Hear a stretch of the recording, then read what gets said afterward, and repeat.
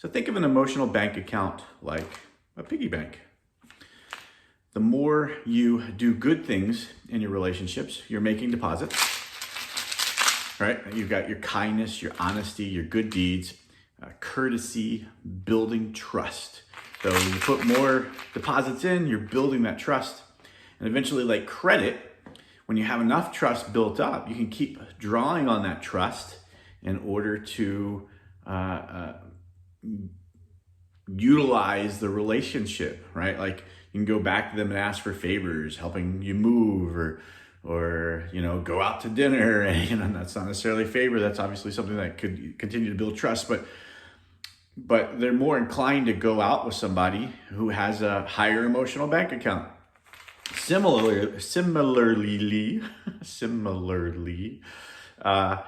when you are making withdrawals, so disrespect, discourteousness, being mean, overreacting, ignoring, betrayal, when you're making those withdrawals, eventually your bank account runs out or it goes negative. It may not have ever put any money in to begin with if you're a person that may have started a relationship in that way, where you are making more withdrawals and doing more negative things than the positive things that you could be doing in order to build up that emotional bank account. Our most constant relationships require the most deposits. That makes sense, right? Like if you have large accounts, you need to keep sustaining those accounts because things you do every day could be pulling away from those accounts. Just small tidbits of ignoring. Maybe you forgot to ask how their day was, or notice their haircut, or compliment them on their food, or just thank them for wiping off the counter, or sweeping the floor, or just good spending time together. Maybe you spent too much time playing on Facebook tonight and not enough time chit-chatting with your partner or your children. So the larger relationships require larger and more deposits. Obviously, relationships with people that you don't see too often or don't talk to too often, when you see them and talk to them, deposits at those points make sense and make good sense. Like in my marriage, one of the things that we did for years was leave little notes to each other when I would go away on business or when she would go away on business.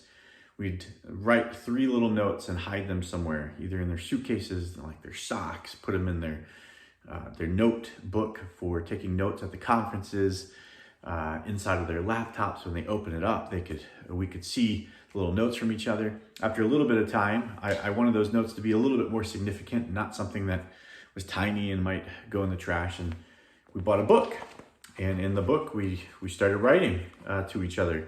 Just little notes, again, every time we went away, and sometimes when we didn't go away. We haven't gone away much this year, and yet we still have notes in there from this year. Just something that the other will find and look at and think, oh, that's sweet.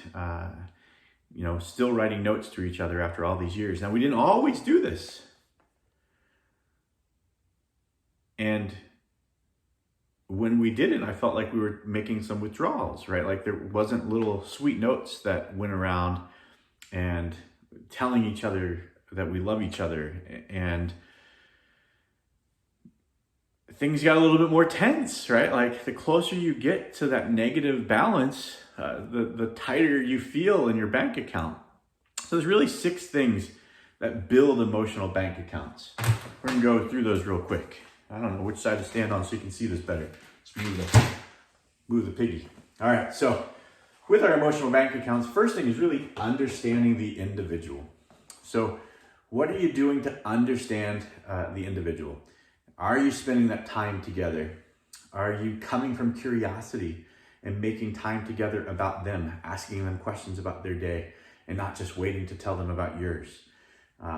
Really getting involved in what they enjoy.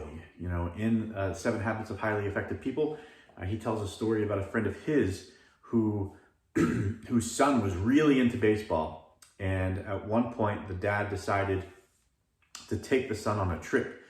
and they went and saw every major league team play that summer. And afterwards, another friend said, well, wait a minute, like, are you really that into baseball? And he said, no, but I'm that into my son. So understanding an individual and helping to meet their needs, attending to the little things. That notebook was one of those little things, right? Just making sure that those little kindnesses are put out, that you do little things each day that just cause people to look at you and say, wow, that person cares. I look at Chick-fil-A as being a prime example of this, and one of the reasons that their business has grown so much over the years. What do they say at the end of every order? When you order your food and when you pick up your food, my pleasure. And just that little piece of courteousness really goes a difference, not only into making the customer's day, but also making the employee's day. Coming from that servant's heart, that attitude of gratitude really makes a big difference. Keeping commitments. Another word for keeping a commitment is keeping a promise. When you keep a promise, when you keep the commitment, the item that you said you were going to do, how do you feel? You feel great when you keep your commitments. How does the other person feel? They feel great because you kept your commitment. They look at you as a person of integrity, a person that's kept their word. When you don't keep your commitment, it's the opposite. It's a huge withdrawal, right? Like, more and more you don't keep your commitments, the more and more people stop turning to you and stop trusting you, and you could ruin relationships.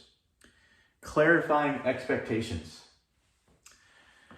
This goes a few different ways. This is actually one of the foundations for a lot of my coaching is, did you clarify the expectations, and when did you start? Like, I've asked that question in a lot of coaching groups and management groups over the years. Where do you set the expectation? And in the workforce, in my opinion, you set the expectation in the interview process, right? Like, they should know what they're getting into in the interview process. And then you set it again during orientation, and again during their first week of work and training, and again in the weekly follow-ups and 30, 60, 90 day follow-ups. You clarify those expectations. In marriage and relationships, a lot of times those expectations are clarified in premarital counseling. Like, there are a lot of people that did not go get premarital counseling, and that's okay. Like, it doesn't mean that you're in a bad relationship.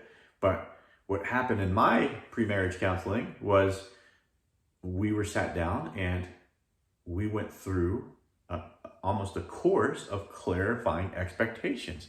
Who's going to take out the trash? Who's going to do the dishes? Who's cleaning around the house? Like, who's doing the chores, right? Like, who's shopping? Who's cooking? It was, and I didn't realize it at the time, right? Like, some of it was just setting roles, but setting expectations around the roles in any relationship is important.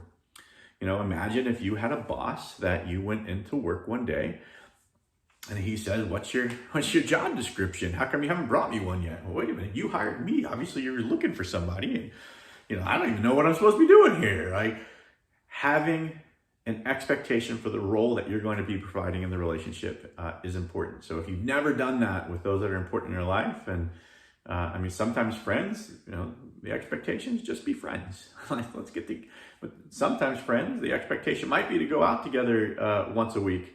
And the other friend might feel like, I can maintain a relationship getting together once a month. So it's important to set those expectations. Showing personal integrity. We went over a little bit of this in keeping your commitment. Integrity is more than just being honest, though. Like, it's not just about truth. Sometimes it's also about not just telling the truth, it's about living the truth that comes out of your mouth. Apologizing sincerely when you make a withdrawal. And that's, again, sincere. What do you want to hear when somebody has wronged you? Not I'm sorry. Yeah, man, I got it. I won't do it again. Be sincere about your apology. Do you really feel badly about what you've done? If you can follow those things, you'll run a pretty good emotional and positive bank account. This leads us into our fourth habit, which is, again, starting getting into public victories. But just remember, really deep, if you're going to bow, bow low.